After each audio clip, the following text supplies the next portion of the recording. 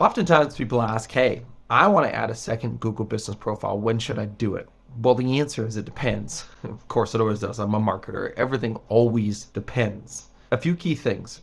Okay. Number one is your size, right? That's obviously one. There's no real number behind it. Right? The second one is the size of your city. Does it even make sense? Can you justifiably put one in there without cannibalizing the traffic inside of it? Generally, what we see is around a 7 to 10 to 12-mile radius for a Google Business Profile. The higher density the city, the lower that number, the lower density, the bigger that number. Okay, so again, kind of specific to your area. The other thing that you need to factor in, two other ones. Number one is the cost of renting an office.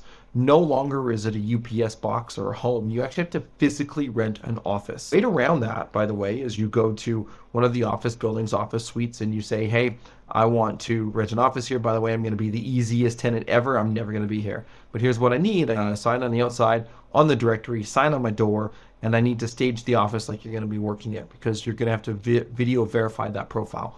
Once it's video verified, boom, close the door, never go there again. You don't need to. But again, you want to make sure that you're doing it within the right area for your business. The fourth part that you need to work on is to be able to say, okay, do I have the review cadence to be able to support an additional profile? If only getting 1 to 2 reviews a week, you probably don't. It means you probably don't have the right process in for reviews, or you just don't have the job volume to be able to support reviews. Reviews are a signal for SEO, getting the frequency of reviews. If you go from 2 per week to like 1 per week because you've got to split those evenly, it's not going to have the benefit of what you want. Okay, so those are a couple tips on getting a Google Business Profile. Of course, if you want to have any other questions or run through your specific scenario, send me a message. Let's have a conversation and see if adding a second Google Business Profile is right for your business.